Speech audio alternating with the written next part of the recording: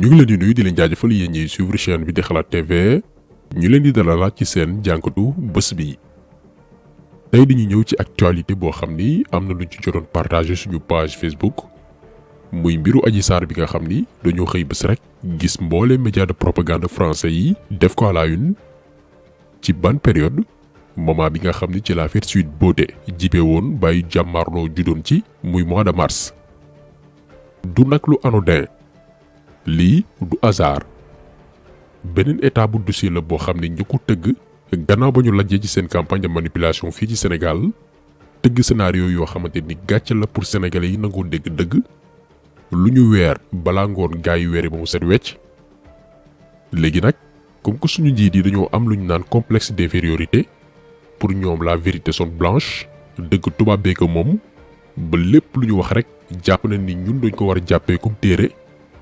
bañ na ko ba bu ñuy wax ñoom lu am solo te moo concerné ñu ñun sénégalais yi wala ñun africains yi dañuy daagu ndànk dem RFI mbaa France 24. léegi loolu doyatu leen ñu daldi nag jël mbiru Adji Sarr bëgg ko internationaliser ngir jox beneen dayo dossier bi sukkandiku ci ay médias français yoo xamante ni ñëpp xam nañ leen ci propagande maanaam jël dëgg soppi koy nar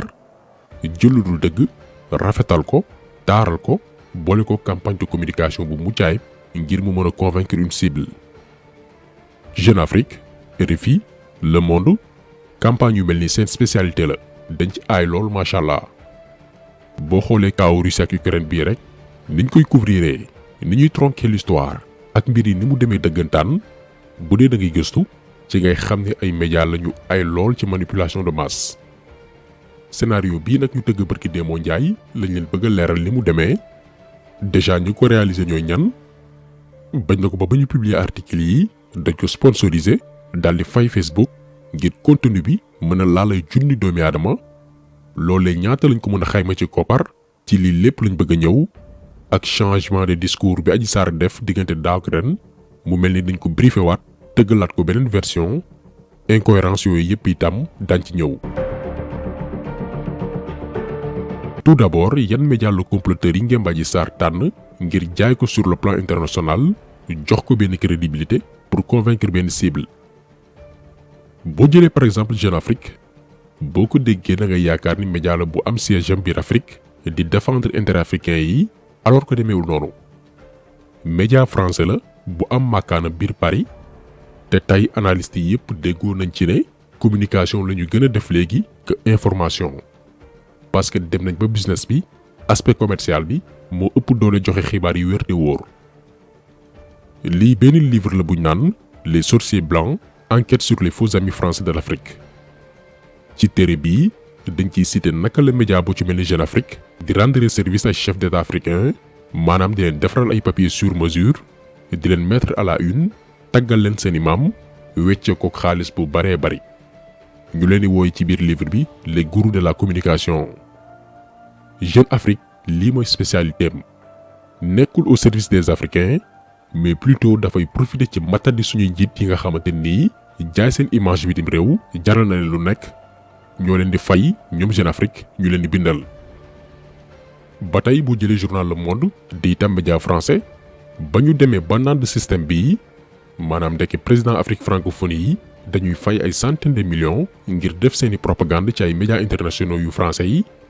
ci lañ ñoom aussi tàmbali proposer seeni service.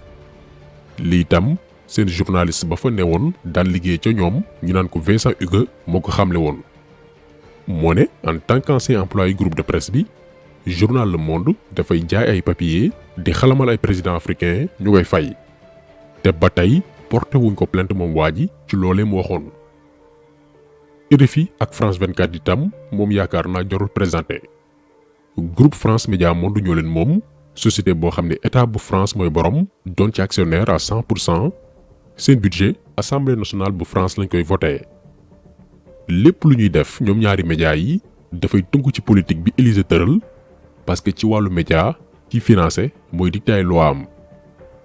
donc ñetti groupe de presse yi ñu leen limal ñoo def benn say programme seen bés dem rencontrer Adji Sarr pour def ak moom benn interview une interview sur mesure nag. lu tax sur mesure interview yaa ma neex ci la ñuy ñëw. xam nga ci dossier yu ni mel en tant que journaliste sa démarche mooy xam fi dëgg féetee xam fi dëgg féetee mooy déglu Adji Sarr déglu Ousmane Sonko wut say spécialiste interpréter def sa dossier mais li ñu remarqué mooy Adji Sarr dong lañ tànn ngir mu chargé maanaam ñoom àtte nañu dossier bi ba noppi tànn seen victime léegi gannaaw ba ñu tànnee seen victime d'accord léegi nag li yoon mooy en tant que journaliste professionnel mooy nga préparer wu à l'avance maîtriser dossier bi ngay aborder mais aussi bésu interview bi à travers réponse ki ngay interviewé ngay poser ay questions relance bu dee ni ki nga jàkkaar lool li muy wax méngoowul ak yow li nga jot gëstu mais ci interview Adji Sarr bi amul la recherche de vérité dañ ko préparer lay questions yoo xam ni da koy permettre mu mën a victimiser wu amul question piège ngir confronter kàddu démbam yi ak kàddu taayam yi li koy firndeel mooy ci interview bi mu amal ak Le Monde Jeune Afrique ak waa RFI nee na xaritam yi mu doon liggéeyandoo biir salon de massage Sweet Beauté ñoo ko wax mu dem porter plainte mais ay jamono ci ginnaaw ci interview bi ko Maître El Hadji Diouf defloo woon nee na Ahmed Sidi Mbaye moo ko conseillé mu dem porter plainte ñaari version yu bokkul ba tey ci interview bu barki démb bi ñu laaj ko ñaata yoon lañ la tëddee mu ni juróomi yoon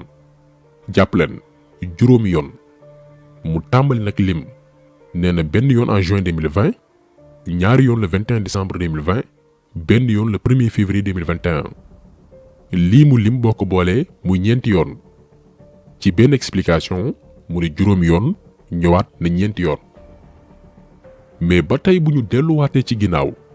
bañ ko laajee woon ci scénario boobu ñu organisé woon bañ ko laajee ñaata yoon la lay violé déglu leen Adji Sarr. ñaata yoon ngeen sëy. sëy nañ lu bëri loo xamante ne ñëpp a ngi naan viol répété sëy nañ loo xamante ne man mii sax jàpp ma ko. sëy nañ loo xamante ne man mii sax jàpp ma ko. mais bu fekkee ne ëppul loolu. donc kii ñun bëgguñ utiliser yenn termes yi par respect mais même luñ ko sant muy wax lu dul dëgg aayu ci. bu tayee mu wax lii bu subaa mu soppi version un artiste comédien boo ko joxee rôle jox ko texte dala koy interpréter comme ni mu waree te moonte fiction la lu doomi aadama imaginer la bind ko mais teewul da nga koy respecter fidèlement en tant qu'artiste mais kii moom nee na dafay nettali loo xam ne moom moo ko dund mais chaque sortie ak version bu bees maanaam amul cohérence ci li muy wax léegi pour wal leen ni interview bi mise en scène la ay journalistes professionnels génne ci les grandes écoles ñun xam nañ ni journalistes yi ko interviewé duñu ay cuune buñ leen bàyyi woon sans pression sans combine daañ ko relancer ne ko pourtant waxoo woon lii ay weer ci ginnaaw lan moo tax changement de version bi mais dañ ko bàyyi mu wax lu dul dëgg parce que lépp mise en scène la feeñal dëgg bi ñoru leen bañ na ko ba Jeune Afrique ci seen papier dañ ne 1 an plus tard le discours de la jeune femme n'a pas changé gannaaw benn at waxi ndaw si mësul soppeeku xam ngeen ni lii ay tàppale kese la parce que interview à charge la woon objectif bi néewlu woon xam fi dëgg féetee mais jubluwaay bi mooy ubbil ndaw si benn tribune bu large ngir mu charge Ousmane Sonko mi nga xam ni seetlu bi mooy depuis ba coow li amee coût de popularité am dafa yokk lool wàññeekuwul au contraire falu na maire ci diggante bi ba soppi turu doomi France ñu tuddee woon ay mbedd ca Ziguinchor en plus événement yu mars 2021 yi fi amoon réew yëpp ci lañ ko découvrir naan opposant bi mooy kan di def ci moom ay plateau télévision tàmbali di partager discours am maanaam coow li dafa jëlee Ousmane Sonko niveau national yóbbu ko niveau international. bu leen fàtte ni après événement yu mars yi lañ ko invité woon réew Togo benn ndajewu ñetti fan ngir débattre ci monnaie africaine ci koo xam ne doonagoo président gars yi daal di téye passeport am ne ko doo génn réew mi. donc papier commandité yi Jeune Afrique Le Monde ak RFI fësal du pour ñun sénégalais yi ndax fii seen campagne dafa échoué public international bi la ñuy viser waa bitim réew ñi nga xam ne duñu sax ay sénégalais kon choix wu média yi du hasard stratégie la dafa am ay cible. beneen mbir bu ñu nemmeeku itam ci article yu ñu jagleel Adji Sarr mooy gannaaw buñ ko publier ba noppi yemuñ ci. parce que warul doon papier yu ñuy bind mu disparaître ñaar wala ñetti fan quelques personnes lire ko pare daal di koy fàtte ci la Jeune Afrique ak Le Monde daal di sponsoriser publication yi maanaam boo jëlee réseau social bu ci mel ni Facebook dañoo fay xaalis ngir xibaar bi ay junni doomi aadama mën koo gis saa yu ñu connecté wuwee. même bu fekkee ni abonné wu ci page yu Jeune Afrique wala Le Monde di leen suivre boo duggee Facebook automatiquement ñu suggère la article bi.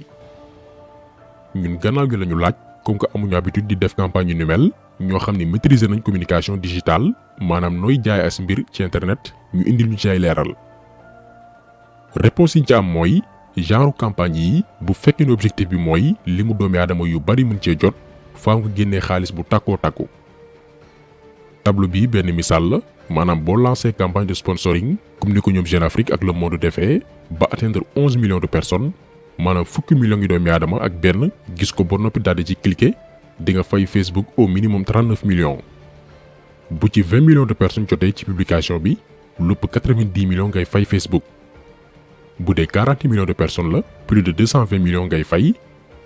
bu atteindre nag lupp 60 millions wu doomi aadama payoor bi mën naa romb 600 millions. li nag ay estimation yu ñuy jox dong la mën na ko bañ a mat mën na ko romb itam. ça dépend ci ñi santaane campagne bi lu leen dossier bi jaral ak ñaata lañu pare pour def ko ci. donc lii lépp moo làqu ci Sor Adji Sarr bi mujj ñetti médias yu ñu tànn programmé leen ci benn jour. ay question yaa ma neex parce que objectif bi nawul woon pour démasquer ndaw si xool ba xam dafay wax dëggam déet mais liñ ci jublu woon mooy placer ko ci benn position victime muy yërëmtalu.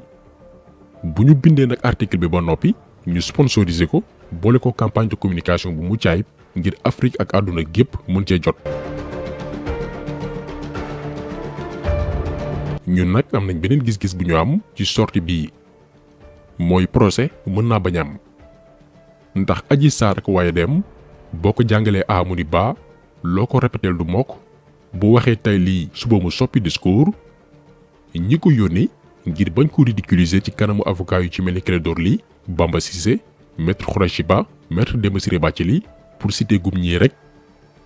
ñii buñ jàkkaarloo ak Adji Sarr tribunal ba sonal ko ak ay question piège ragal nañ ndaw si gëlëm ba yuuxu ne bàyyi leen ma ñibbi lii lépp dañ ma ci dugal wut xaalis laa ci jublu woon. léegi ngir ragal loolu noonu mën nañ koo préparer mu génn réew mi bu leen leeree ni kii du mën a assurer bésu procès bi. lan moo tax ñu wax lii mooy ci interview bi mu def barki démb biñ ko laajee nooy xalaatee ëllëg sa dundu Sénégal mu ne xalaatul woyal dundam ci biir réew mi lim bëgg mooy dem bitim réew ngir mën a dellu si waat ak doole. mais ñun xam nañ ne buñ ko génnee dootul ñëw moom nag génn rek dem yoonam. donc lii possibilité la génne ko réew mi ni dundam dafa nekk ci xottu gerte Ousmane Sonko ñu bañ ko waate bàyyi ko benn tuuma bu ñuy gàll ci loosam. Adji Sarr nag ñun wax dëgg fa yàlla surtout ak daaw ak sortie bi ko maître El Hadji Diouf defloo woon gannaaw sortie boobu noonu yërëmoon nañ ko dañ ne woon sax ku ñu war a dimbali la ndax dañ ko téye en otage. mais dem nañ ba gis ne kii ku ñàkk jom la ndax bu dul dara mu respecté mémoire lépp fukki ndaw yi ñàkk seen bakkan te ba tey ubbiwuñu benn enquête ngir xam samba boo yi defoon jëf ju ñaaw joojee lépp nag cay wax lu dul dëggam lépp ndax diggoon nañ ko tekki bu gaaw ne ko lii mu nga ci am alal ju baree bari ba mu far lonku ci musiba boo xam ni bu amoon tuuti jom ay bonne volonté dimbali ko génne ko ci lii mu nekk mais ba tey mi ngi insister ci ay naram te saa yu waxee ren déwén mu soppi version. imagine leen temps bi ñu jël yépp di ko monter ay scène di ko organiser ay séance de shooting di ci fay xaalis bu baree bari lu leen tee organiser procès bu jaar yoonu mu jeex ku ne xam foofii tee waaye itam suñu victimes yi ñu xam yan délinquants ñoo leen rey mais du seen priorité parce que newuñ ci dëgg boobee nag ñun daañ ko topp ne serait-ce que pour ñi ci ñàkk seen bakkan ndax yu mel nii waratul am Sénégal jël ab doomi aadama defloo ko muy fooye doomi aadama yi suñu genre yi boo gisee li tax ñu sonn ci dossier bii lii moo ko waral